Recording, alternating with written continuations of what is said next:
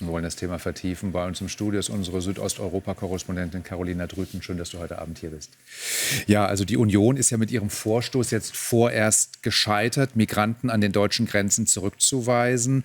Wie gehen denn andere Länder in Europa mit der Migrationspolitik oder der Problematik um? Zum Beispiel eben Griechenland, Italien, Bulgarien.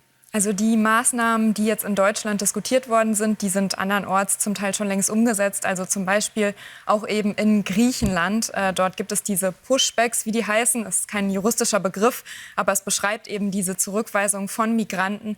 Das passiert dort schon längst und nicht nur dort, auch in anderen Ländern, zum Beispiel in Kroatien, in Ungarn sowieso, aber auch in Finnland, in Polen.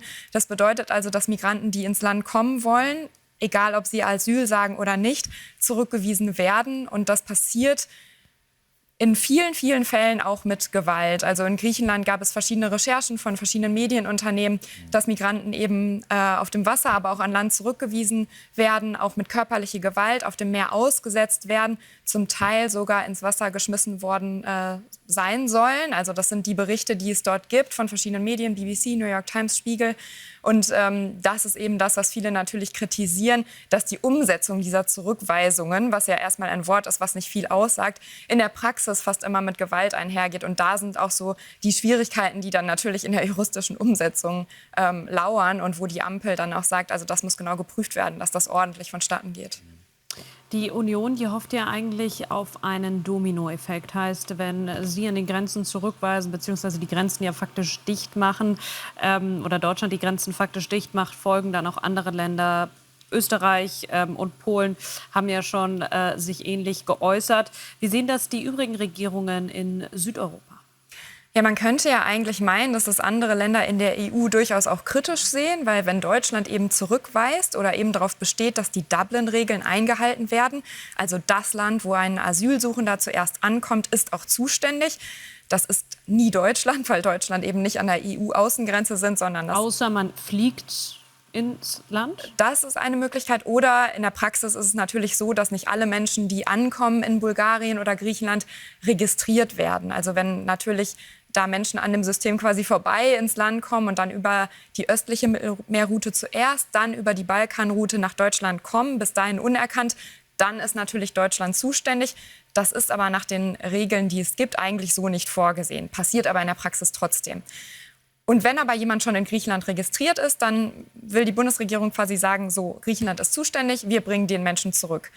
Das scheitert wohl in der Praxis oft daran, dass auch die anderen EU-Staaten nicht kooperativ sind immer. Das ist auch schon daran gescheitert, dass deutsche Gerichte gesagt haben, die Bedingungen in Griechenland sind so schlecht, da kann man niemanden hin zurückschicken. Also da gibt es auch einfach Hürden, die dann, ich sag mal, in der Praxis wieder auftauchen, egal was für eine Regelung man hat. Es ist nicht immer durchsetzbar. Das ist auf jeden Fall eine Schwierigkeit. Und jetzt könnte man meinen, dass die anderen EU-Länder da kritisch wären, weil sie sagen, okay, wir möchten diese Menschen eigentlich auch nicht im Land haben. Ich habe aber mit Vertretern der beiden Regierungsparteien in Griechenland und Italien gesprochen. Und überraschenderweise war man dort positiv eingestellt gegenüber der Debatte, die jetzt in Deutschland passiert ist. Man hat gesagt, Deutschland hatte immer eine Art Magnetwirkung. Die Menschen kämen auch deshalb durch die Länder wie Italien und Griechenland nach Europa, weil sie eben nach Deutschland wollen. Und da hat man gesagt, nun scheint endlich etwas angestoßen zu sein in Deutschland, wo man vielleicht gemeinsam an einem Strang ziehen kann, was ja noch sehr fraglich ist, weil man sich in Deutschland noch gar nicht einig ist, was man machen will. Noch mal ganz kurz, wollen wir darauf eingehen, was die Innenministerin Faeser jetzt ja gestern vorgeschlagen hat, dass nämlich jetzt Migranten an der deutschen Grenze erstmal festgehalten werden, solange sie nicht das Wort Asyl sagen, um dann zu prüfen, ob die möglicherweise in einem anderen EU-Staat registriert werden müssten oder hätten sich registrieren lassen müssen. Dann sollen die Grenzschützer Kontakt mit Bulgarien, Griechenland oder welchem Land auch immer aufnehmen. Wie tragfähig ist dieses Modell? Was glaubst du, nach dem, was du jetzt gerade eben geschildert hast, wenn die Staaten dort sowieso nicht registrieren, dann ist doch das, was die Frau Faeser da vorschlägt, letzten Endes Augenwischerei. Sie registrieren zum Teil, aber auch in den Fällen ist es nicht immer so einfach, die Menschen dann zurückzubringen, eben aus den Gründen, über die wir gerade schon gesprochen haben. Und dieses Experiment mit geschlossenen Lagern, also das ist zum Beispiel auch passiert in Griechenland, aber auch in Italien. Also man hat gesagt, wenn man jetzt Zentren direkt an der Außengrenze macht, kann man das Thema dann ein Stück weit weghalten, muss man eigentlich sagen, von der Bevölkerung.